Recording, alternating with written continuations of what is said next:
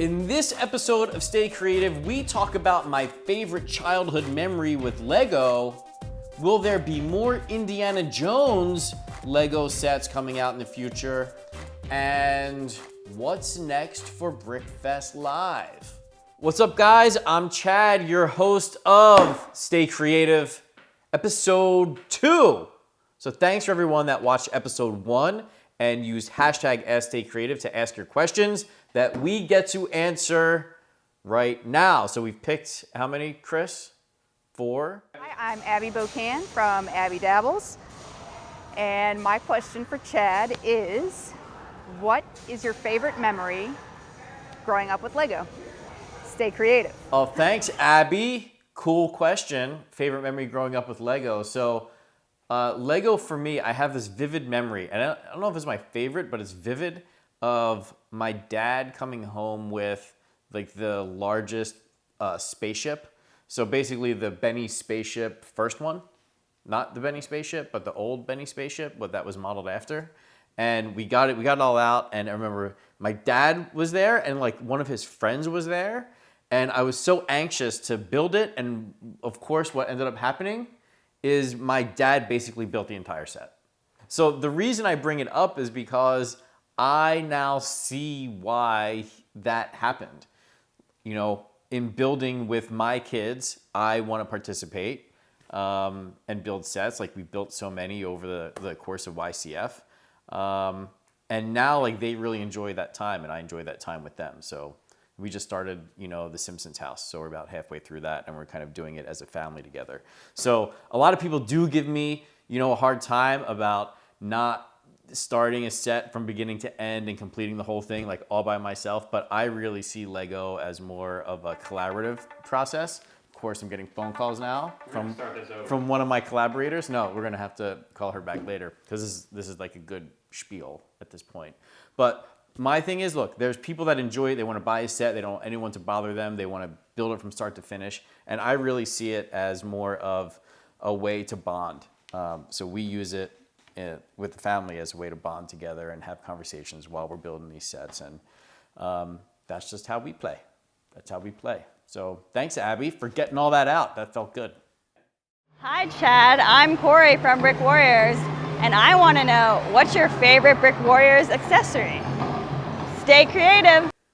Corey, thanks for asking the question so much. Brick Warriors. So for those of you that don't know, Brick Warriors custom minifigure accessories. They're mainly in like the sci-fi world, not like your Brick Arms. That's more like the shoot 'em up world.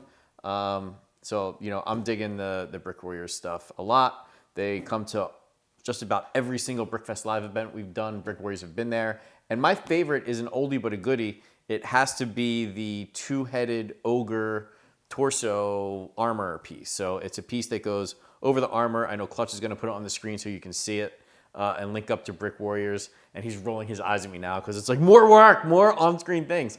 But anyway, you put it over the minifigure and then the two heads, and you can have two heads on a minifigure. And I like that very much. And this is cool because we did ask the question at the end of the last episode, which was, what do you guys think about third-party accessories and so forth? You know, because there should be, I think there should be a debate there. The hardcore, I think, Lego enthusiasts don't like anything that's not Lego at all. And then you have some people all the way on the other side that are like cool with Mega Bloks and Creo and Oyo and all those other things and mash them with their Lego collection. Yeah, don't quit your daydream.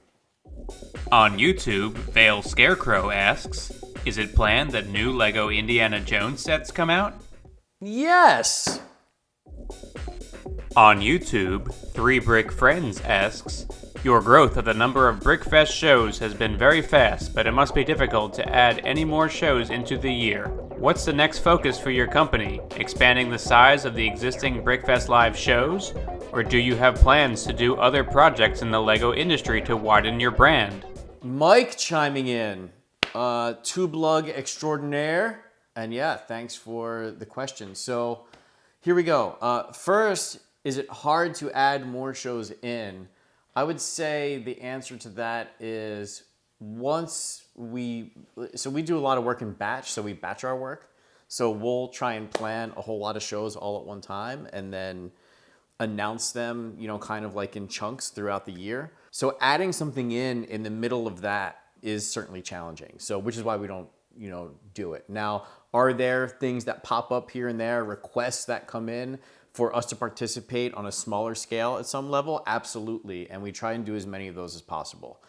Even if it's not like a full-on BrickFest live event. We've done work with some museums, with some ballparks, and we go out there on a much smaller scale, and it's very different than the big expos that we do. So I think the second part of your question is kind of what's next. Are we going to do something bigger? Are we going to do something else? And we have a lot going on here. I think that's no secret. So in addition to BrickFest Live, we have BrickSwag. That's just going to continue to evolve and get bigger.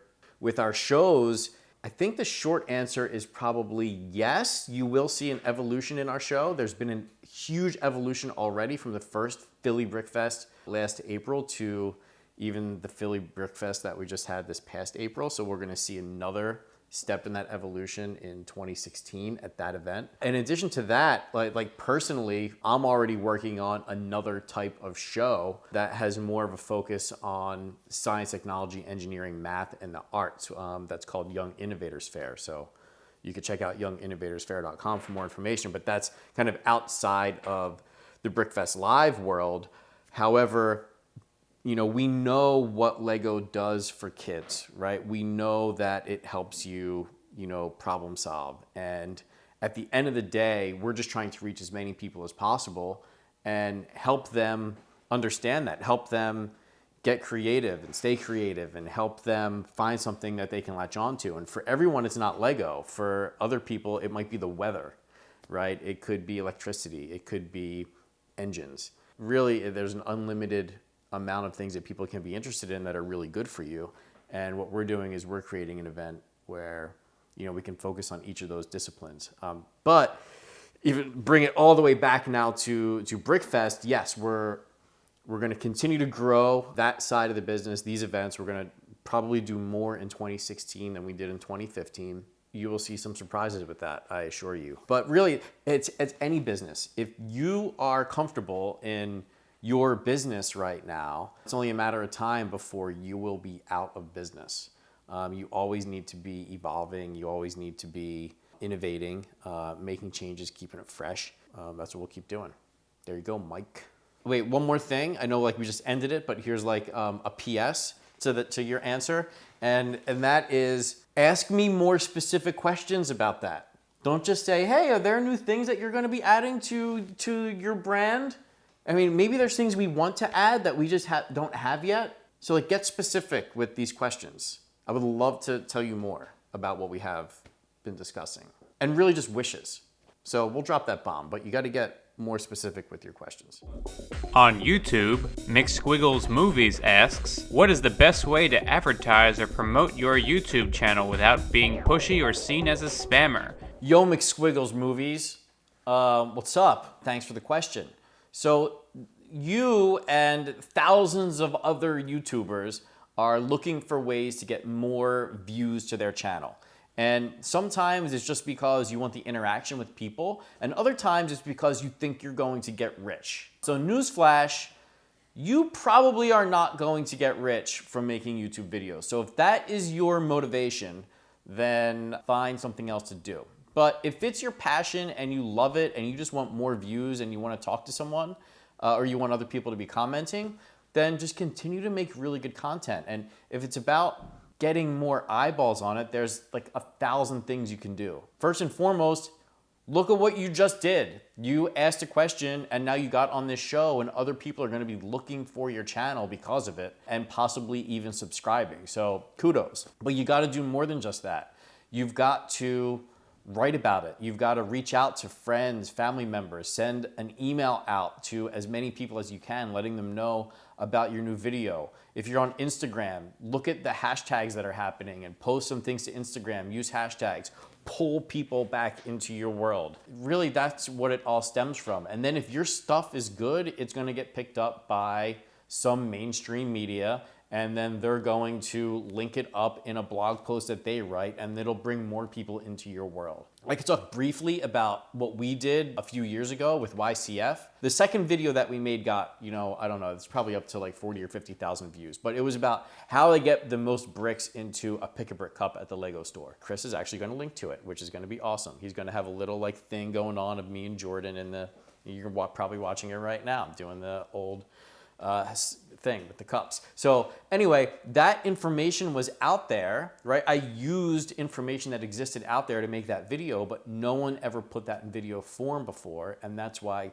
that video kind of took off, which really motivated us to keep making more videos. We saw all the comments coming in and we're like, wow, there's this whole community on YouTube that we should be interacting with. We did the minifigure map project on YCF, which added another level of engagement with the people that were watching, which was send something in and we'll send something back to you. And we didn't know if we were gonna get anyone to participate.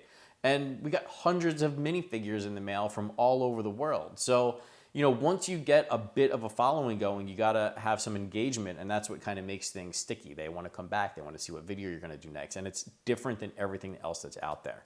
Stop motions are a great way to do it. I just know they're really time consuming, and there's some talent involved with getting it together the right way. But if you love it, keep going. And again, just make sure you're doing it for the right reasons. So to all you aspiring YouTubers out there, why are you making videos? Is it fun? Are you doing it because you think you're gonna make a couple of pennies off YouTube? Do you just wanna be part of the community? Let me know why you're making videos. And we'll see you next time on Stay Creative. Peace.